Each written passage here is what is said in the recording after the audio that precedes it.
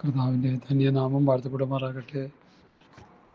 യേശുവിലായിരിക്കുന്ന വാത്സല്യ ദൈവമക്കൾക്ക് വേഗം വരുന്ന യേശുക്രിസ്തുവിൻ്റെ നാമത്തിൽ സ്നേഹവന്ദനങ്ങൾ അറിയിക്കുന്നു. യാക്കോബിൻ്റെ ലേഖനത്തിൻ്റെ കണ്ടീഷനേഷനാണ്.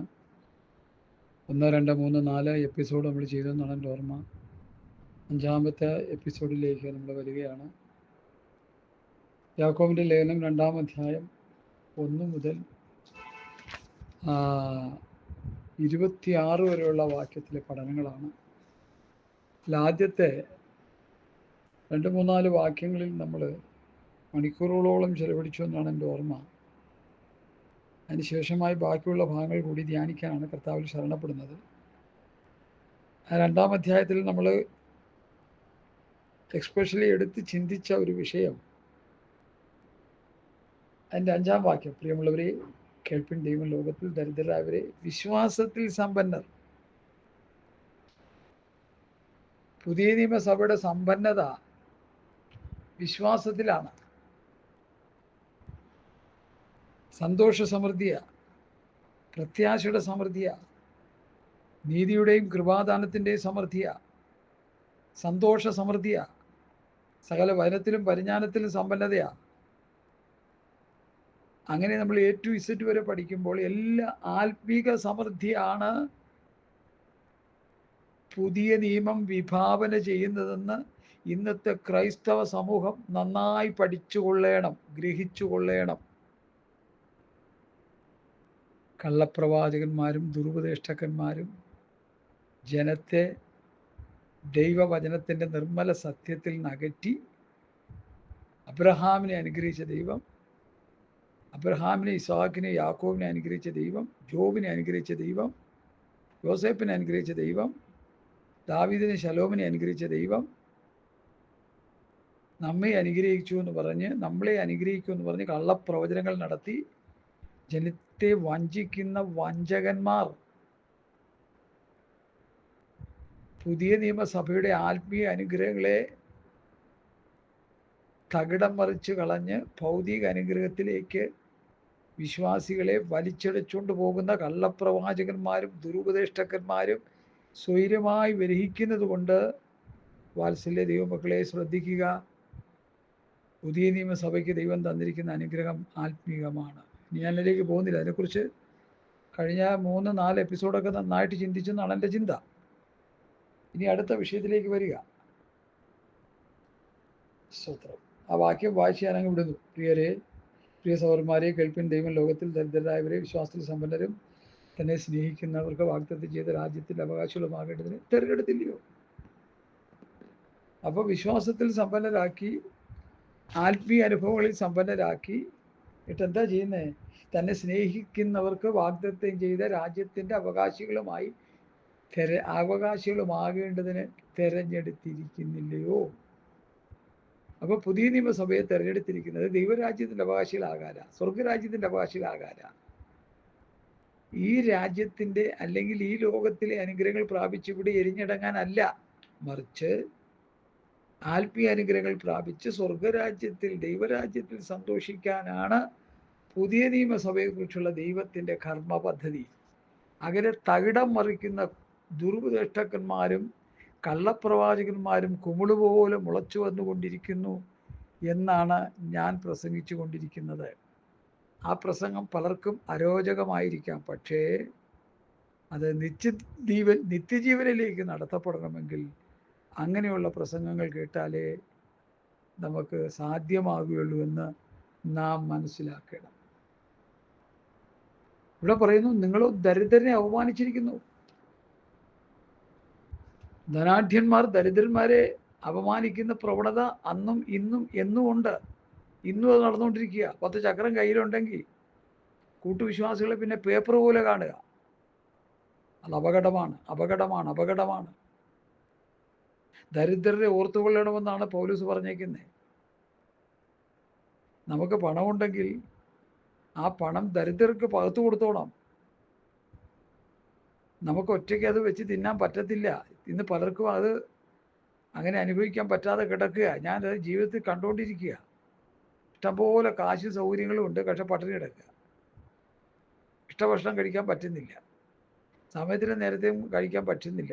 എന്താ കാര്യം? ഈ വെള്ളം കുടിക്കുന്നവന് പിന്നെയും ദാഹിക്കും.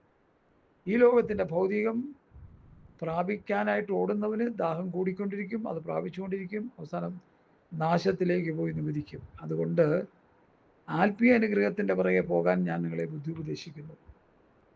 നിങ്ങളോ ദരിദ്രനെ അവമാനിച്ചിരിക്കുന്നു. ധനവാനല്ലയോ നിങ്ങളെ പീഡിപ്പിക്കുന്നത്? അവരല്ലയോ നിങ്ങളെ ന്യായസ്ഥാനങ്ങളിലേക്ക് ഇടിച്ചുകൊണ്ട് പോകുന്നത്? നിങ്ങളുടെ മേൽ വിളിച്ചിരിക്കുന്ന നല്ല നാമത്തെ അവരല്ലയോ ദുഷിക്കുന്നത്? കണ്ടോ ധനവാന്മാർ ചെയ്യുന്ന പരിപാടി? അവരെ ജനത്തെ പീഡിപ്പിക്കുക, ന്യായസ്ഥാനങ്ങളിലേക്ക് ഇഴച്ചുകൊണ്ട് പോകുക. അത് നമുക്ക് എന്ത് സംഭവിക്കുന്നു? നിങ്ങളുടെ മേൽ വിളിച്ചിരിക്കുന്ന നല്ല നാമത്തെ അവർ ദൂഷിക്കുകയാണ് ചെയ്യുന്നത്. അവർ ദൈവത്തെ ദുഷിക്കുക. യാക്കോബിൻ്റെ ഒരു പഠനമാണ്. 8-ാം വാക്യം. എന്നാൽ കൂട്ടുകാരനെ നിന്നെപ്പോലെ തന്നെ സ്നേഹിക്കണം എന്നുള്ള തിരുവെഴുത്തിനൊത്തവണ്ണം രാജകീയ ന്യായപ്രമാണം നിങ്ങൾ നിവർത്തിക്കുന്നെങ്കിൽ നന്ന്. ഒരിക്കൽ യേശുവിനോട് ഒരു ശാസ്ത്രി ഒന്ന് ചോദിച്ചു, ഗുരു, ന്യായപ്രമാണത്തിലെ ഏറ്റവും മുഖ്യ കൽപ്പന ഏത്? കർത്താവ് പറഞ്ഞതിൻ്റെ ദൈവമായ കർത്താവിലെ പൂർണ്ണഹൃദയത്തോടും പൂർണ്ണാത്മാവോടും പൂർണ്ണശക്തിയോടും കൂടി സ്നേഹിക്കുക എന്നുള്ളതും നിൻ്റെ കൂട്ടുകാരനെ നിന്നെപ്പോലെ തന്നെ സ്നേഹിക്കുക എന്നുള്ള ഏകവാക്യത്തിൽ ന്യായപ്രമാണം മുഴുവനും അടങ്ങിയിരിക്കുന്നു. ഭക്തന്മാരെ, പുതിയ നിയമ പ്രമാണം ഇതാ കിടക്കുന്നു, കൂട്ടുകാരനെ നിന്നെപ്പോലെ തന്നെ സ്നേഹിക്കുക. വഴിയരികിൽ അർദ്ധപ്രാണനായി കിടന്ന ഒരു വ്യക്തിയെ സുവിശേഷം വെളിപ്പെടുത്തുന്നു. ലേവ്യൻ വന്നു, പുരോഹിതൻ വന്നു, കണ്ടിട്ട് കാണാതെ പോയി. നല്ല ശമരിയക്കാരൻ വന്നു, അവനെ രക്ഷിച്ചു. ന്യായപ്രമാണത്തിന് രക്ഷയില്ല, രക്ഷിപ്പാൻ കഴിയില്ലെന്നാണ് പുരോഹിതനും ലേവ്യനും വിളിച്ചറിയിക്കുന്നത്. എന്നാൽ ശമരിയക്കാരനായ നല്ല കർത്താവ് വന്ന് ആ മനുഷ്യനെ രക്ഷിക്കുന്ന ചരിത്രം സുവിശേഷത്തിൽ കർത്താവ് പറയുന്നുണ്ട്. ഇവിടെ പറയുന്നു, കൂട്ടുകാരനെ നിന്നെപ്പോലെ സ്നേഹിക്കണം എന്നുള്ള തിരുവെഴുത്തിനൊത്തവണ്ണം രാജകീയ ന്യായപ്രമാണം. അപ്പോൾ ഈ ക്രിസ്തുവിൻ്റെ പ്രമാണത്തിന് യാക്കോബ് കൊടുത്തിരിക്കുന്ന ഒരു പേരാണ് രാജകീയ ന്യായപ്രമാണം. 1-ാം അധ്യായത്തിൽ നമ്മൾ പഠിച്ചു സ്വാതന്ത്ര്യത്തിൻ്റെ തികഞ്ഞ ന്യായപ്രമാണം. ഇവിടെ രാജകീയ ന്യായപ്രമാണം. അതെന്താ രാജകീയ ന്യായപ്രമാണം? എൻ്റെ കൂട്ടുകാരനെ നിന്നെപ്പോലെ തന്നെ സ്നേഹിക്കുക എന്ന് തിരുവെഴുത്തിനൊത്തവണ്ണം രാജകീയ ന്യായപ്രമാണം നിവർത്തിക്കുന്നുവെങ്കിൽ നമ്മൾ നല്ലത്. അപ്പോൾ രാജകീയ ന്യായപ്രമാണം പുതിയ നിയമസഭയിലുള്ളവർ നിവർത്തിക്കണം. അതെങ്ങനെ? കൂട്ടുകാരനെ സ്നേഹിക്കുന്നതിലൂടെ, അവരനെ സ്നേഹിക്കുന്നതിലൂടെ. ഇന്ന് അങ്ങനെയുള്ള സ്നേഹം ആർക്കും ഇല്ല. കൂട്ടു സഹോദരനോട് സ്നേഹമില്ല. എന്തെങ്കിലും ഒരു ചെറിയ പ്രയാസം വന്നാൽ എന്തും വിളിച്ചു പറയാമെന്നുള്ളൊരു നിലവാരത്തിലേക്ക് വിശ്വാസി ജീർണിച്ചു പോയി, അധപ്പതിച്ചു പോയി, ഗുണമില്ലാത്തവരായി മാറി. കോടതി കേസ്, വഴക്ക്, ഇതൊക്കെ നടന്നുകൊണ്ടിരിക്കുക. ഇന്ന് സ്നേഹമില്ല. വിശ്വാസിയുടെ മൂടുപടമിട്ടുകൊണ്ട് നടക്കുകയാണ് പലരും. വിശ്വാസത്തിൽ വന്നിട്ട് അഭിനയിക്കുകയാണ് പലരും. ഞാനൊരു വിശ്വാസിയാണെന്ന് അഭിനയിച്ച് കാണിക്കുക. ആരോടെ അഭിനയം? അഗ്നിജ്വാലയ്ക്കത്തുള്ള കണ്ണുള്ള കർത്താവിൻ്റെ മുൻപിലാണോ ഈ അഭിനയം? നോ. ഇന്ന് പകൽക്കാലം മടങ്ങി വരിക. കൂട്ടുകാരനെ നിന്നെപ്പോലെ തന്നെ സ്നേഹിക്കേണ്ടെന്നുള്ള തിരുവെഴുത്തിനൊത്തവണ്ണം രാജകീയ ന്യായപ്രമാണം നിങ്ങൾ നിവർത്തിക്കുന്നുവെങ്കിൽ നല്ലത്. മുഖപക്ഷം കാണിച്ചാലോ പാപം ചെയ്യരുത്. മുഖപക്ഷത്തിലൊക്കെ അതിലൊക്കെ ഒത്തിരി സംസാരിച്ചു പോയി ഞാൻ അങ്ങോട്ട് എടുക്കുന്നില്ല. മുഖപക്ഷം പാപം.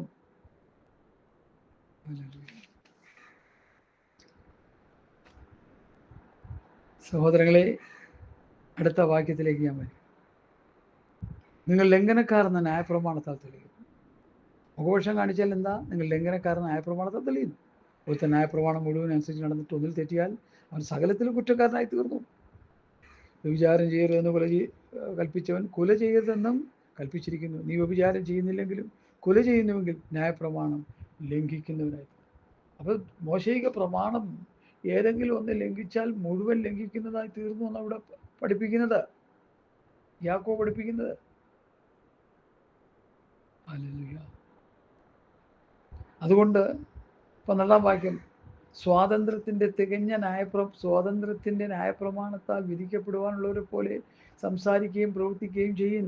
സ്വാതന്ത്ര്യത്തിൻ്റെ ന്യായപ്രമാണം, ക്രിസ്തുവിൻ്റെ ന്യായപ്രമാണത്തിന് ഒത്തവണ്ണം വിധിക്കപ്പെടുവാനുള്ളവരെ പോലെ സംസാരിക്കുകയും പ്രവർത്തിക്കുകയും ചെയ്യുവിൻ. ക്രിസ്തുവിൻ്റെ പ്രമാണം അനുസരിച്ച് പ്രവർത്തിക്കുകയും സംസാരിക്കുകയും ജീവിക്കുകയും ചെയ്യുവനെന്ന് യാക്കോബ് എത്ര ശക്തമായിട്ടെടുത്ത് പറയുന്നു. അതിൻ്റെ പൊരുൾ നാം മനസ്സിലാക്കുക. കരുണ കാണിക്കാത്തവന് കരുണയില്ലാത്ത ന്യായവിധി ഉണ്ടാകും. കരുണ ന്യായവിധിയെ ജയിച്ച് പ്രശംസിക്കുന്നു.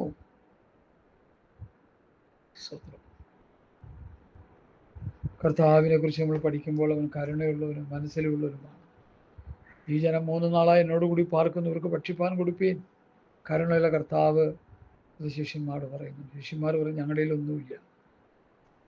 ഇന്നും അങ്ങനെ തന്നെ കർത്താവിൻ്റെ ശിഷ്യന്മാരെന്ന് പറഞ്ഞു നടക്കുന്നവരിൽ ഒന്നുമില്ല. പിന്നെ എന്താ ചപ്പും ചവറും ഒക്കെ ജനത്തെ തീറ്റിച്ചുകൊണ്ടിരിക്കുക. അതുമാത്രം വിശ്വാസികളുടെ ആത്മീയ വളർച്ചയും ആത്മീയ നിറവും ആത്മീയ വർധനവും ഒന്ന് കാണേണ്ടത് തന്നെയാണ്. ഒരു ഗുണമില്ലാത്തവരായി പെന്തക്കോസ് വിശ്വാസികൾ മാറിയിരിക്കുന്നു. കാരണം ശുശ്രൂഷകന്മാർ ആ നിലയിൽ ആത്മീയമായ അനുഗ്രഹങ്ങൾ ജനത്തെ പഠിപ്പിച്ച് കേൾപ്പിക്കുന്നില്ല, അതിലേക്ക് നടത്തുന്നില്ല എന്ന് ഞാൻ വിലപിച്ചുകൊണ്ടിരിക്കുകയാണ്. Hallelujah, hallelujah. അടുത്ത ഒന്നിൽ തെറ്റിയാൽ അവൻ സകലത്തിലും കുറ്റക്കാരനായി തീർന്നു. വ്യഭിചാരം ചെയ്യരുതെന്ന് കൽപ്പിച്ചവൻ കൊല ചെയ്യരുതെന്നും കൽപ്പിച്ചിരിക്കുന്നു. ഈ വ്യഭിചാരം ചെയ്യുന്നില്ലെങ്കിലോ കൊല ചെയ്യുന്നെങ്കിൽ ന്യായപ്രമാണം ലംഘിക്കുന്നവനായി മാറി. ഈ കുലയെന്ന് പറഞ്ഞാൽ സഹോദരനെ പായിക്കുന്നവൻ കുലപാതകൻ. അർത്ഥം മനസ്സിലാക്കണേ. കുലയെന്ന് പറഞ്ഞാൽ കത്തി കൊണ്ട് കുത്തിക്കൊല്ലുകയല്ല, വെട്ടിക്കൊല്ലുകയല്ല. സഹോദരനോട് പകയോടുകൂടി ഇടപെട്ടാൽ ഒരു ആത്മീക കൊലപാതകനായി. യാതൊരു കൊലപാതകൻ്റെയും ഉള്ളിൽ നിത്യജീവൻ വസിച്ചിരിപ്പില്ല എന്ന് കർത്താവായ യേശുക്രിസ്തു പഠിപ്പിച്ചു, അപ്പോസ്തലന്മാർ പഠിപ്പിച്ചു. പക, പിണക്കം കൊലപാതകത്തിന് തുല്യമാണ്. പുതിയ വിശ്വാസികൾ ഈ വിഷയത്തിൽ ക്രമീകരണം പ്രാപിക്കേണ്ടത് ഏറ്റവും ആവശ്യം. ഹല്ലേലൂയ. കർത്താവിൻ്റെ വരവായി നമ്മൾ കൊലപാതകവും പകയും പിണക്കവും വിദ്വേഷവും വെച്ചുകൊണ്ടിരുന്നാൽ നമുക്ക് ദൈവരാജ്യത്തിൽ അവകാശികളാകാൻ കഴിയില്ല. പ്രിയമുള്ളവരെ, ഇത് നന്നായിട്ട് മനസ്സിലാക്കണം. ഹല്ലേലൂയ. സ്തോത്രം, സ്തോത്രം, സ്തോത്രം, സ്തോത്രം, സ്തോത്രം.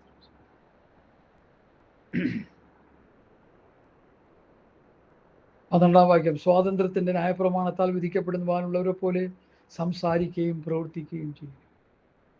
കണ്ടോ? സ്വാതന്ത്ര്യത്തിൻ്റെ ന്യായപ്രമാണം, രാജകീയ ന്യായപ്രമാണം. സ്വാതന്ത്ര്യത്തിൻ്റെ ന്യായപ്രമാണത്താൽ വിധിക്കപ്പെടുവാനുള്ളവരെ പോലെ സംസാരിക്കുകയും പ്രവർത്തിക്കുകയും ചെയ്യുവിൻ. ക്രിസ്തുവിൻ്റെ പ്രമാണത്തിനനുസരിച്ച് സംസാരിക്കുകയും പ്രവർത്തിക്കുകയും ചെയ്യാൻ. കരുണ കാണിക്കാത്തവന് കരുണയില്ലാത്ത ന്യായവിധി ഉണ്ടാകും. കരുണ ന്യായവിധിയെ ജയിച്ച് പ്രശംസിക്കുന്നു. മറ്റുള്ളവരുടെ കരുണ കാണിക്കുക, അനുകമ്പ കാണിക്കുക, മനസ്സലിവ് കാണിക്കുക, വിശക്കുന്നവൻ അപ്പം നുറുക്കി കൊടുക്കുക, കഷ്ടപ്പെടുന്നവൻ അവൻ്റെ കഷ്ടതയിൽ ഒരു കൈത്താങ്ങൽ കൊടുക്കുക.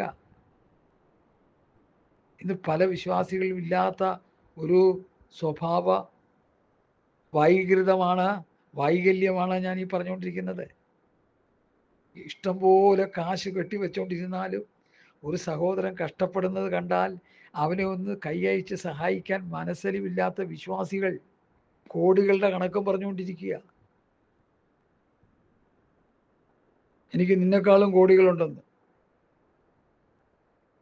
ഇതൊക്കെ അഹങ്കാരത്തിൻ്റെ വാക്കുകളാണ്, ധാർഷ്ട്യത്തിൻ്റെ വാക്കുകളാണ്. ഈയിടയ്ക്ക് ഞാനൊരു പ്രസംഗത്തിൽ ഒരു സഹോദരി പറഞ്ഞൊരു വിഷയം ഞാൻ കേട്ടു. ഒരു സ്റ്റാപ്ലിൻ അറിയാതെ കാലിൽ അടിച്ചുപോയി. ആ സ്റ്റാപ്ലിൻ അവിടെ ഇരുന്ന് പഴുത്ത് അവസാനം 20 lakhs 20 ലക്ഷം രൂപ ചെലവഴിച്ചാണ് ആ കാല് മുറിച്ച് കളയാതെ എന്ത് ചെയ്തത്? സുഖമാക്കിയെടുത്തത്. പിന്നെയും അതിൻ്റെ പുറത്ത് കാശ് മുടക്കിയെന്നാണ് പറയുന്നത്. അതിനൊന്നും കണക്കില്ല. അപ്പം നമ്മുടെ കയ്യിലുള്ള പണവും നമ്മുടെ കയ്യിലുള്ള ആ ധനങ്ങളൊക്കെ നമ്മളിൽ നിന്ന് ചോർന്നു പോകാൻ നിസ്സാര കാര്യങ്ങൾ മതിയെന്ന് ദൈവമക്കൾ മനസ്സിലാക്കുക. ഹല്ലേലൂയ, സ്തോത്രം.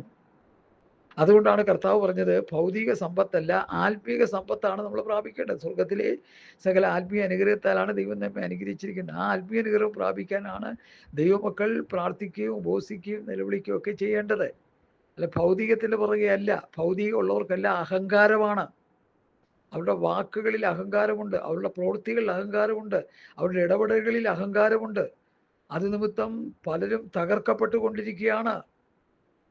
എനിക്കിത് പറയുന്നതിൽ മടിയൊന്നുമില്ല, ആളും പേരും ഒന്നും ഞാൻ പറയുന്നില്ല.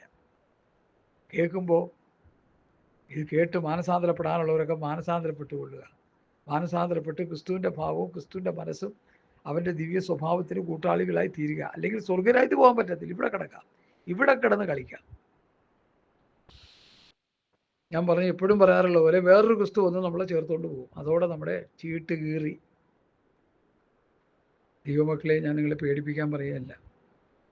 കരുണയുള്ളവരായിരിക്കുക, കരുണ കാണിക്കുക. ലേവ്യനും പുരോഹിതനും ആ മുറിവേറ്റ് കിടന്ന മനുഷ്യനോട് കരുണ കാണിച്ചില്ല, ന്യായപ്രമാണത്തെ കാണിക്കുന്നത്. ക്രിസ്തുവിൻ്റെ സ്നേഹം ആ നല്ല ശമരിയക്കാരൻ വെളിപ്പെടുത്തുന്നു. മുറിവേറ്റവനെ മുറിവ് കെട്ടി സ്വവാഹന മൃഗത്തിൽ കയറ്റി സത്രത്തിൽ കൊണ്ടുവന്നാക്കി അവിടെ ആവശ്യമായ ഫീസ് കൊടുത്ത് അധികം വല്ലതും ചെലവിട്ടാലും തന്നുകൊള്ളാമെന്ന് പറഞ്ഞ് ആ മനുഷ്യനെ ചേർത്ത് പിടിക്കുന്ന ക്രിസ്തുവിൻ്റെ സ്നേഹം എത്ര വലുത്!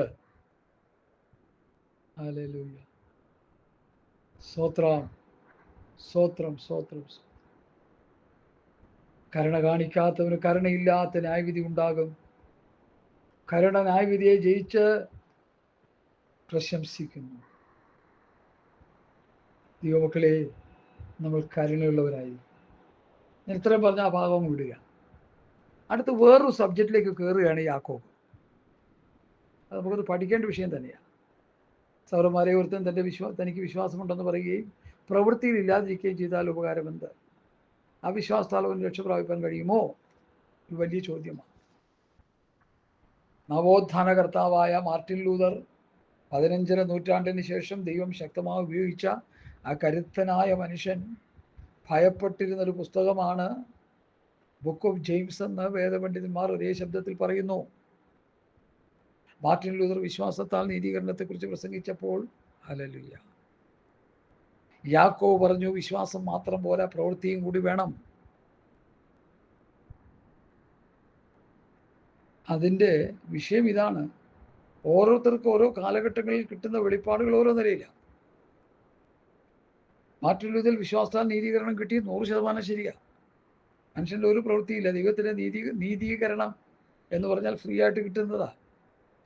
അതിൻ്റെ വിശദീകരണം വേണ്ടതുപോലെ മറ്റുള്ളവർക്ക് മനസ്സിലാക്കാൻ കഴിഞ്ഞോ എന്നുള്ളതിനെക്കുറിച്ച് ഞാൻ ആകുല ചിന്തയുള്ളവനാണ്. നീതീകരണം, ജസ്റ്റിഫൈഡ്, നീതീകരണം, ജസ്റ്റിഫിക്കേഷൻ. എന്താണ് നീതീകരണം? യേശു എൻ്റെയും പാപത്തിന് വേണ്ടി 2000 വർഷങ്ങൾക്ക് മുമ്പ് മരിച്ചു ഉയർത്തു എന്ന് ഞാൻ വിശ്വസിക്കുമ്പോൾ പിതാവാം ദൈവം യേശുക്രിസ്തുവിൽ വിശ്വസിച്ചത് കൊണ്ട് അവനെ നീതീകരിക്കുന്നു. That is justification. നീതീകരണവും തേജസ്കരണത്തെക്കുറിച്ചൊരു കർത്താവിൻ്റെ ദാസൻ പ്രസംഗിച്ചു. എനിക്ക് വലിയ സന്തോഷം തോന്നി. അതിൻ്റെ നടുവിൽ കിടക്കുന്ന വിശുദ്ധീകരണമില്ലെങ്കിൽ തേജസ്കരണമില്ല. അതാ അപകടം. നീതീകരണം, വിശുദ്ധീകരണം, തേജസ്കരണം. നീതീകരണം ഫ്രീ ആയിട്ട് കിട്ടുന്നു. വിശുദ്ധീകരണത്തിന് നമ്മൾ വില കൊടുക്കണം. ഒരു ആയുസ് മുഴുവൻ ദൈവവചനം അനുസരിച്ച് ജീവിച്ച് ജീവിച്ച് ജീവിച്ച് ജീവിച്ച് വിശുദ്ധീകരണം പ്രാപിച്ചുകൊണ്ടിരിക്കണം, ശുദ്ധീകരണം പ്രാപിച്ചുകൊണ്ടിരിക്കണം. അപ്പോഴാണ് തേജസ്കരണത്തിലേക്ക് നടത്തപ്പെടുന്നത്. അതാണ് റോമാലേഖനത്തിൻ്റെ പഠനങ്ങൾ. മറ്റിതര ഭാഗങ്ങളൊക്കെ തരുന്ന പഠനം അതാണ്. ഞാൻ അതിലേക്ക് പോകുന്നില്ല. ഇവിടെ സൗരന്മാരെ ഒരുത്തൻ തനിക്ക് വിശ്വാസമുണ്ടെന്ന് പറയുകയും പ്രവൃത്തികൾ ഇല്ലാതിരിക്കുകയും ചെയ്താൽ ഉപകാരം എന്ത്? അവിശ്വാസത്താൽ അവൻ രക്ഷ പ്രാപിക്കുമോ? പ്രവൃത്തി, വിശ്വാസം, പ്രവൃത്തി. ലോകത്തുള്ള മനുഷ്യർക്ക് മുഴുവൻ ദൈവത്തിൽ വിശ്വാസമുണ്ട്. ഒരു ഗ്രൂപ്പ് നിരീശ്വരന്മാരുണ്ട്, ഇല്ലെന്നില്ല. എല്ലാവർക്കും നല്ലൊരു ശതമാനം 95% ആൾക്കാർക്കും ഇതുണ്ട്, വിശ്വാസമുണ്ട്. ഓരോ മതത്തിലുണ്ട് വിശ്വാസം, ഓരോ വ്യക്തികളിലുണ്ട് വിശ്വാസം. എന്നാൽ കർത്താവായ യേശുക്രിസ്തുവിൽ വിശ്വസിക്കുക, എന്നാൽ നീ നിന്റെ കുടുംബം രക്ഷപ്പെടാം. യേശു കുരിശിൽ വിശ്വസിച്ച് നീതീകരണം പ്രാപിച്ച്, നീതി ചെയ്ത് വിശുദ്ധീകരണം പ്രാപിച്ച് തേജസ്കരണം പ്രാപിക്കുന്നതാണ് വേദപുസ്തകം പഠിപ്പിക്കുന്നത്. അപ്പൊ വിശ്വാസം ഉണ്ടെന്ന് പറയുകയും പ്രവൃത്തി ഇല്ലാതിരിക്കുകയും ചെയ്ത ഉപകാരമെന്ത്? ആ വിശ്വാസത്താലും രക്ഷ പ്രാപിക്കുമോ? ഒരു സഹോദരനോ സഹോദരിയോ നഗ്നനും അഹോവൃത്തിക്ക് വകയില്ലാത്തവരുമായിരിക്കെ നിങ്ങളിൽ ഒരുവൻ അവനോട് സമാധാനത്തോട് പോയി തീ കായുകയും വിശപ്പെടുകയും ചെയ്യുവനെന്ന് പറയുന്നതല്ലാതെ ദേഹരക്ഷയ്ക്ക് ആവശ്യമുള്ളത് അവർക്ക് കൊടുക്കാതിരുന്നാൽ ഉപകാരമെന്ത്? ഇന്നത്തെ ധനാഢ്യന്മാരെ കുറിച്ച് തന്നെ എവിടെ എടുത്ത് പഠിപ്പിക്കുന്നത്? ഇതൊരു പ്രാവചനിക വിഷയമായിട്ട് നമുക്ക് പഠിക്കാം. എക്കാലത്തുമുള്ള പ്രാവചനിക വാക്യങ്ങളായിട്ട് പഠിക്കാം. നമുക്ക് ഒരുത്തന് പണമുണ്ട്, അങ്ങനെ ഇരിക്കെ ഒരു സഹോദരനോ സഹോദരിയോ നഗ്നനും അഹോവൃത്തിക്ക് വകയില്ലാത്തവരുമായിരിക്കുക നിങ്ങളിൽ ഒരുത്തൻ അവനോട് സമാധാനത്തോട് പോയി തീ കായ്ക്കുകയും വിശപ്പെടുകയും ചെയ്യുമെന്ന് പറയുന്നതല്ലാതെ ദേഹരക്ഷയ്ക്ക് ആവശ്യമുള്ളത് അവർ കൊടുക്കാതിരുന്നാൽ ഉപകാരമെന്ത്? ഉപകാരമെന്ത്? ഉപകാരമെന്ത്? ഇനിയിപ്പോൾ ഒരു പൊതുവെയുള്ള പറഞ്ഞു, ഞാൻ പ്രാർത്ഥിച്ചോളാം കേട്ടോ, പ്രാർത്ഥിച്ചോളാം, വൈഫിൻ്റെ പ്രസവത്തിനോട് ഞാൻ പ്രാർത്ഥിച്ചോളാം, അപ്പോൾ സുഖമില്ല കിടക്കാൻ ഞാൻ പ്രാർത്ഥിച്ചോളാം, കൊച്ചിൻ്റെ അഡ്മിഷനോട് ഞാൻ പ്രാർത്ഥിച്ചോളാം. ചുമ്മാ പറയും. കപടഭക്തി, ഹിപ്പോക്രൈറ്റ്സ്, കപടഭക്തിക്കാരാണ്. പ്രാർത്ഥന നിർത്തിയിട്ട് ആ കുഞ്ഞിൻ്റെ ആവശ്യം എന്താണെന്ന് ചോദിച്ചത് കൊടുക്ക. അതാണ് ദൈവപൈതലിൻ്റെ ലക്ഷണം. കർത്താവ് അതാ ചെയ്ത്, അപ്പോസ്തലന്മാർ അതാ ചെയ്ത്. ഹല്ലേലൂയ, ഹല്ലേലൂയ, സ്തോത്രം. ഞാൻ അതിനെക്കുറിച്ച് വചനത്തിൽ തന്നെ പറയാം. ഒരു സഹോദരനോ സഹോദരിയോ നഗ്നനും അഹോവൃത്തിക്ക് വകയില്ലാത്തവനുമായിരിക്കുകയും നിങ്ങളുടെ ഒരുത്തൻ അവനോട് സമാധാനത്തോടൊപ്പം തീ കായ്ക്കുകയും വിശപ്പെടുകയും ചെയ്യുമെന്ന് പറയുന്നതല്ലാതെ ദേഹരക്ഷയ്ക്ക് ആവശ്യമുള്ളത് കൊടുക്കാതിരുന്നാൽ ഉപകാരമെന്ത്? അങ്ങനെ വിശ്വാസവും പ്രവൃത്തിയില്ലാത്തതാകിയാൽ സ്വതവേ നിർജീവമാകുന്നു. എന്നാൽ ഒരുത്തൻ നിനക്ക് വിശ്വാസമുണ്ട്, എനിക്ക് പ്രവൃത്തികളും ഉണ്ട് എന്ന് പറയുമായിരിക്കാം. നിന്റെ വിശ്വാസം പ്രവൃത്തികൾ കൂടാതെ കാണിച്ചു തരിക, ഞാനും എൻ്റെ വിശ്വാസം പ്രവൃത്തികളാൽ കാണിച്ചു തരാം. ദൈവം ഏകനെന്ന് നീ വിശ്വസിക്കുന്നുവോ? കൊള്ളാം. പിശാചുക്കൾ അങ്ങനെ തന്നെ വിശ്വസിക്കുകയും വെറുക്കുകയും ചെയ്യുന്നു, വിറയ്ക്കുകയും ചെയ്യുന്നു. വ്യർത്ഥ മനുഷ്യ, പ്രവൃത്തിയില്ലാത്ത വിശ്വാസം നിർജീവമെന്ന് ഗ്രഹിപ്പാൻ നിനക്ക് മനസ്സുണ്ടോ? യാക്കോബിൻ്റെ ആ ചോദ്യത്തിൻ്റെ മുമ്പിൽ നമ്മൾ എന്തോ പറയും? വ്യർത്ഥ മനുഷ്യ, ഗുണമില്ലാത്തവനെ, വിശ്വാസം മാത്രം കൊണ്ട് നടക്കുന്നവനെ എന്ന് വേണമെങ്കിലും പഠിക്കാം.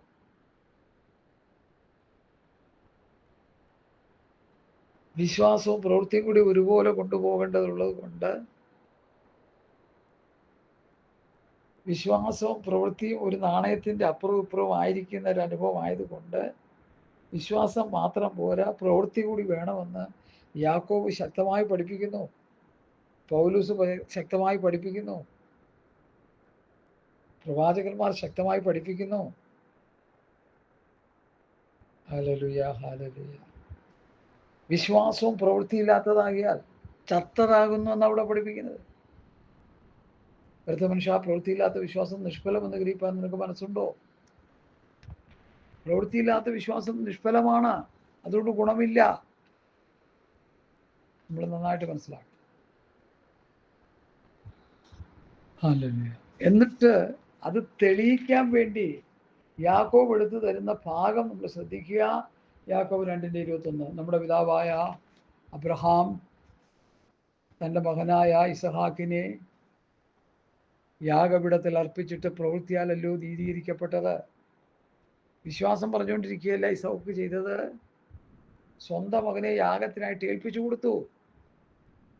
എങ്ങനെ ഏൽപ്പിച്ചു കൊടുത്തു? ദൈവം പറഞ്ഞു, എൻ്റെ ഏകജാതനായ മകനെ, വാർദ്ധക്യത്തിലുണ്ടായ മകനെ തന്നെ മോറിയ മലയിൽ കൊണ്ടുപോയി യാഗം കഴിക്കാൻ പറഞ്ഞു. അവരെ ഒന്ന് പരീക്ഷിച്ചത് കൂടിയാണെന്ന് വെച്ചോ, ആ പരീക്ഷ ഇവന് 100ക്ക് 100 മാർക്കും ലഭിക്കാനുണ്ട്. Hallelujah, hallelujah. അബ്രഹാം തൻ്റെ മകനായ ഇസഹാക്കിനെ യാഗപീഠത്തിൽ അർപ്പിച്ചിട്ട് പ്രവൃത്തിയാലല്ലോ നീതീകരിക്കപ്പെട്ടത്. അബ്രഹാമിൻ്റെ വിശ്വാസ പ്രവൃത്തി ഒരുപോലെ പോയി, അവിടെ അവൻ അനുഗ്രഹിക്കപ്പെട്ടു. അവൻ്റെ പ്രവൃത്തിയോടുകൂടി വിശ്വാസം വ്യാപരിച്ചുവെന്നും പ്രവൃത്തിയാൽ വിശ്വാസം പൂർണ്ണമായി എന്നും നമ്മൾ കാണുന്നുവല്ലോ. പ്രവൃത്തിയിൽ വിശ്വാസം പൂർണ്ണമായി. കർത്താവ് പറഞ്ഞത് അവൻ അനുസരിച്ചു, സ്വർഗത്തിലെ ദൈവം പറഞ്ഞത് അവൻ അനുസരിച്ചു. ആ അനുസരണം ദൈവത്തിന് പ്രസാദമായി. ഹല്ലേലൂയ, സ്തോത്രം, സ്തോത്രം. പ്രവൃത്തിയാലല്ലോ നീതീകരിക്കപ്പെട്ടത്. ആ പ്രവൃത്തിയിലൂടെ, ആ കർമ്മത്തിലൂടെ ദൈവം പറഞ്ഞു യാഗം അർപ്പിക്കണം. യെസ്, അർപ്പിക്കാം. അവന് വേണ്ടി മുന്നോട്ടിറങ്ങി. അവൻ കാൽച്ചുവടുകൾ വെച്ചു. അവന്റെ വിശ്വാസം ദൈവം നീതിയായി കണക്കിട്ടു. അവന്റെ പ്രവൃത്തിയോടുകൂടി വിശ്വാസം വ്യാപരിച്ചു എന്നും പ്രവൃത്തിയാൽ വിശ്വാസം പൂർണ്ണമായി എന്ന് നാം കാണുന്നു. കേട്ടോ, എത്ര മനോഹരം. അപ്പൊ വിശ്വാസവും പ്രവൃത്തിയും അബ്രഹാമിലുണ്ടായിരുന്നു. ഇന്നോ പ്രവൃത്തിയില്ല. മത്തായിയുടെ സുവിശേഷം 21 എപ്പോഴും നമ്മൾ ധ്യാനിക്കുന്ന ഒരു ഭാഗം. എത്ര വായിച്ചാലും പഠിച്ചാലും അതിൻ്റെ ആ ആഴങ്ങൾ നമുക്ക് തിരിച്ചെടുക്കാൻ കഴിയുമെന്ന് തോന്നുന്നില്ല. മത്തായി 23 തൻ്റെ ശിഷ്യന്മാരോട് പറഞ്ഞത്, ശാസ്ത്രിമാരും പരീശന്മാരും മോശയുടെ പീഠത്തിൽ ഇരിക്കുന്നു. ആകയാൽ അവർ നിങ്ങളോട് പറയുന്നതൊക്കെയും പ്രമാണിച്ച് ചെയ്യുവിൻ. അവരുടെ പ്രവൃത്തികൾ പോലെ ചെയ്യരുത് താനും. അവർ പറയുന്നതല്ലാതെ ചെയ്യുന്നില്ലല്ലോ. പ്രവൃത്തി ചെയ്യുന്നില്ല, വെറുതെ പറഞ്ഞുകൊണ്ടിരിക്കുക. ഇന്നത്തെ ക്രൈസ്തവ സമൂഹം പ്രവൃത്തി ചെയ്യുന്നില്ല, പറഞ്ഞുകൊണ്ടിരിക്കുക. വിശ്വാസം പ്രവൃത്തിയും ഒരുപോലെ പോകണം. അതിന് അപ്പോസ്തലന്മാരുടെ ഉപദേശം അനുസരിച്ച് ജീവിക്കണം. വിട്ടുവീഴ്ചകളില്ല. ഹല്ലേലൂയ. എത്ര മനോഹരമായ നിലയിലായി യാക്കോബ് പഠിപ്പിക്കുന്നത്. ശാസ്ത്രിമാരും പരീശന്മാരും വിശ്വാസം പറഞ്ഞുകൊണ്ടിരിക്കുക, പ്രവൃത്തിയിലില്ല. അതുപോലെ ഇന്നത്തെ ക്രൈസ്തവ സമൂഹമായി തീർന്നോ എന്ന് നമ്മൾ ചിന്തിക്കേണ്ടിയിരിക്കുന്നു. അത്രത്തോളം അധപ്പതിച്ചു പോയെന്ന് ചിന്തിക്കേണ്ടിയിരിക്കുന്നു. Hallelujah, hallelujah, hallelujah. അബ്രഹാം തന്റെ മകനെ ഇസഹാക്കിനെ യാഗപീഠത്തിൽ അർപ്പിച്ചിട്ട് പ്രവൃത്തിയാലല്ലോ നീതീകരിക്കപ്പെട്ടത്. അവന്റെ പ്രവൃത്തിയോടുകൂടി വിശ്വാസം വ്യാപരിച്ചു എന്ന് നാം കാണുന്നു. വിശ്വാസം വ്യാപരിച്ചു എന്നും പ്രവൃത്തിയാൽ വിശ്വാസം പൂർണ്ണമായി എന്നും നാം കാണുന്നു. അപ്പൊ അബ്രഹാമിന്റെ വിശ്വാസവും പ്രവൃത്തിയും എന്തായി? ഒരുപോലെ പോയി. ഇന്നോ എനിക്കും നിങ്ങൾക്കും അവിടെ പരാജയം സംഭവിച്ചിരിക്കുന്നു. മടങ്ങി വരുവാൻ കർത്താവിൻ്റെ നാമത്തിൽ ഞാൻ നിങ്ങളെ ഓർപ്പിക്കുന്നു. നമ്മൾ ഈ വചനം വിശ്വസിക്കുകയും കർത്താവ് പറഞ്ഞ കൽപ്പനകൾ അനുസരിച്ച് ജീവിക്കുകയും ചെയ്യുമ്പോൾ അത് പ്രവൃത്തിയായിട്ട് ലോകം കാണുന്നു. അത് ഉപ്പ് പോലെ രുചിക്കുന്നു, വെളിച്ചം പോലെ പ്രകാശിക്കുന്നു. അതാണ് വേണ്ടത്. ഇന്ന് അത് കുട്ടിച്ചോറാക്കിയിട്ടിരിക്കുക. അതുകൊണ്ട് നമുക്കൊന്ന് മടങ്ങി വരാം. ഹല്ലേലൂയ. അവന്റെ പ്രവൃത്തിയോടുകൂടി വിശ്വാസം വ്യാപരിച്ചു എന്നും പ്രവൃത്തിയാൽ വിശ്വാസം പൂർണ്ണമായി എന്നും നാം കാണുന്നുവല്ലോ. അബ്രഹാം ദൈവത്തെ വിശ്വസിക്കുകയും അതുപോലെ നീതിയായി കണക്കിടുകയും ചെയ്തു എന്ന് തിരുവെഴുത്തിന് നിവൃത്തിയായി അവൻ ദൈവത്തിന്റെ സ്നേഹിതൻ എന്ന പേര് പ്രാപിച്ചു. അങ്ങനെ മനുഷ്യൻ വെറും വിശ്വാസത്താലല്ല പ്രവൃത്തികളാൽ തന്നെ നീതീകരിക്കപ്പെടുന്നു എന്ന് നാം കാണുന്നു. വിശ്വാസം മാത്രം പോലെ പ്രവൃത്തിയും വേണം. അനേകർക്ക് വിശ്വാസമുള്ള പ്രവൃത്തിയില്ല, രക്ഷയില്ല, രക്ഷപ്പെടാൻ സാധ്യതയില്ല. അതുകൊണ്ട് ഇന്ന് രാത്രി കുരുക്കൊള്ളുക. വിശ്വാസവും പ്രവൃത്തിയും ഒരുപോലെ കൊണ്ടുപോകേണ്ടവരാണ്. ഇല്ലെങ്കിൽ തളർന്നു പോകും, നിരാശപ്പെട്ടു പോകും. ഹല്ലേലൂയ. അടുത്ത വാക്യത്തിലേക്ക് വരുന്നു, 25. അബ്രഹാം ദൈവത്തെ വിശ്വസിക്കുകയും അത് അവന് നീതിയായി കണക്കിടുകയും ചെയ്തു. തിരുവെഴുത്തിന് നിവൃത്തിയായി അവൻ ദൈവത്തിന് സ്നേഹിതൻ എന്ന പേർ പ്രാപിച്ചു. അങ്ങനെ മനുഷ്യൻ വെറും വിശ്വാസം കൊണ്ടല്ല പ്രവൃത്തികളാൽ തന്നെ നീതീകരിക്കപ്പെടുന്നു എന്ന് നാം കാണുന്നു. വിശ്വാസം മാത്രം പോരാ, പ്രവൃത്തിയും വേണം. വിശ്വാസത്തിൻ്റെ അടുത്ത കാൽച്ചുവടുകളാണ്, ശക്തമായ കാൽച്ചുവടുകളാണ് പ്രവൃത്തിയും കൂടി വേണം. Hallelujah, hallelujah. ഈ മർമ്മം നമ്മൾ മനസ്സിലാക്കുക. അവന്റെ പ്രവൃത്തിയോടുകൂടി വിശ്വാസം വ്യാപരിച്ചു എന്നും പ്രവൃത്തിയാൽ വിശ്വാസം പൂർണ്ണമായി എന്ന് കാണും. അപ്പോൾ പ്രവൃത്തി വന്നപ്പോൾ വിശ്വാസം പൂർണ്ണമായി, അല്ലെങ്കിൽ വിശ്വാസം അപൂർണമാണ്. ഈ സത്യം നമ്മൾ മനസ്സിലാക്കാതിരിക്കും. ഞാൻ മുമ്പോട്ട് പോവുകയാണ്. അബ്രഹാം ദൈവത്തെ വിശ്വസിക്കുകയും അത് അവന് നീതിയായി കണക്കിട്ടു എന്ന് തിരുവെഴുത്ത് നിവൃത്തിയായി കണക്കിടുകയും ചെയ്തു എന്നുള്ള തിരുവെഴുത്ത് നിവൃത്തിയായി അവൻ ദൈവത്തിൻ്റെ സ്നേഹിതൻ എന്ന പേര് പ്രാപിച്ചു. ദൈവത്തിൻ്റെ സ്നേഹിതനായി തീർന്നു. വിശ്വാസവും പ്രവൃത്തിയും ഒരുപോലെ കൊണ്ടുപോയി. അതുപോലെ പുതിയ വിശ്വാസം ഉണ്ടെന്ന് പറയുകയും പ്രവൃത്തിയിൽ നിഷേധിക്കുകയും ചെയ്താൽ നമ്മൾ ശിക്ഷായോഗ്യരായി മാറാൻ സാധ്യതയുണ്ട്. അത് പ്രത്യേകം ശ്രദ്ധിക്കുക. അങ്ങനെ മനുഷ്യൻ വെറും വിശ്വാസത്താലല്ല പ്രവൃത്തിയാൽ തന്നെ നീതീകരിക്കപ്പെടുന്നു എന്ന് നിങ്ങൾ കാണുന്നു. അവനെ രാഹാബ് എന്ന വേശ്യയും ദൂതന്മാരെ കൈക്കൊള്ളുകയും വേറൊരു വഴിയായി പറഞ്ഞയക്കുകയും ചെയ്തതിൽ പ്രവൃത്തിയാലല്ലോ നീതീകരിക്കപ്പെട്ടത്. അങ്ങനെ ഇങ്ങനെ ആത്മാവില്ലാത്ത ശരീരം നിർജീവമായിരിക്കുന്ന പോലെ പ്രവൃത്തിയില്ലാത്ത വിശ്വാസം നിർജീവമാകുന്നു. സഹോദരങ്ങളെ, യാക്കോബിൻ്റെ ലേഖനത്തിൻ്റെ അവസാന എപ്പിസോഡിലാണ് നമ്മളായി. അതോടെ നമ്മുടെ വിശ്വാസവും പ്രവൃത്തിയും. ഈ കർത്താവിൽ വിശ്വാസമുണ്ട്. വിശ്വാസമുള്ള നീ കർത്താവിൻ്റെ പ്രമാണങ്ങൾ അനുസരിച്ച് ജീവിക്കുമ്പോൾ അതാണ് പ്രവൃത്തിയായി മാറുന്നത്. ആ പ്രവൃത്തിയാണ് ദൈവം മാർക്കെടുത്തത്. ഹല്ലേലൂയ. അവണ്ണം രാഹാബ് എന്ന വേശ്യയും ദൂതന്മാരെ കൈക്കൊള്ളുകയും വേറൊരു വഴിയായി പറഞ്ഞയക്കുകയും ചെയ്തത് പ്രവൃത്തികളാൽ അല്ലയോ നീതീകരിക്കപ്പെട്ടത്. ഇങ്ങനെ ആത്മാവില്ലാത്ത ശരീരം നിർജീവമായിരിക്കുന്ന പോലെ പ്രവൃത്തിയില്ലാത്ത വിശ്വാസം നിർജീവമാകുന്നു എന്ന് നമ്മൾ മനസ്സിലാക്കണം. തിരുവചന സത്യങ്ങളെ നമ്മൾ ഗ്രഹിക്കണം. തിരുവെഴുത്തുകളെയും ദൈവശക്തിയും എന്തറിയാൽ തെറ്റിപ്പോകുന്നു. തിരുവെഴുത്തുകളെ അറിയേണ്ട പോലെ അറിയണം, ഗ്രഹിക്കേണ്ട പോലെ ഗ്രഹിക്കണം. ഹല്ലേലൂയ. യാക്കോബ് പറഞ്ഞു, വിശ്വാസത്തിൽ സമ്പന്നരായി, സകല വിശ്വാസത്തിലും പരിജ്ഞാനത്തിലും സമ്പന്നരായി, ഒരു കൃപാവരത്തിലും കുറവില്ലാത്തവരായി. അങ്ങനെയുള്ള ആത്മീയ നിലവാരമുള്ള സഭകളെയാണ് കർത്താവ് ചേർക്കാൻ. അതുകൊണ്ട് മാന്യ ശ്രോതാക്കളെ, കെണിയിൽ വീണു പോകരുത്, ചതിയിൽപ്പെട്ടു പോകരുത്. വിശ്വാസവും പ്രവൃത്തിയും ഒരുപോലെ കൊണ്ടുപോകുക. പോസമ്മ പറയുന്ന വചനങ്ങൾ അനുസരിച്ച് ജീവിക്കുമ്പോൾ അത് പ്രവൃത്തിയായി. നീ പ്രവാചകനായിരിക്കാം, ആത്മീയനായിരിക്കാം. ഞാനിടുന്നത് ദൈവത്തിൻ്റെ കൽപ്പന. അപ്പോൾ ദൈവകൽപ്പനയായ ഈ ആത്മീയ സത്യങ്ങൾ സാധുക്കളായ നിങ്ങൾ വിളിച്ചു പറയുമ്പോൾ നിങ്ങളത് കേട്ടനുസരിക്കുക. കേട്ടനുസരിച്ചില്ലെങ്കിൽ നിത്യതയിൽ എത്തുവിടാൻ കഴിയത്തില്ലെന്ന് ഞാൻ വിശ്വസിക്കുന്നു. ഈ വചനങ്ങളാൽ കർത്താവ് നമ്മെ അനുഗ്രഹിക്കട്ടെ. യാക്കോബിലെ 2-ാം അധ്യായം വളരെ അനുഗ്രഹമായിരുന്നു, നന്മയായിരുന്നു, വിടുതലായിരുന്നു എന്ന് പറയുന്നതിൽ സന്തോഷമുണ്ട്. ആമേൻ. സ്തോത്രം, സ്തോത്രം, സ്തോത്രം, സ്തോത്രം. Maranatha, thank you. Hallelujah, hallelujah.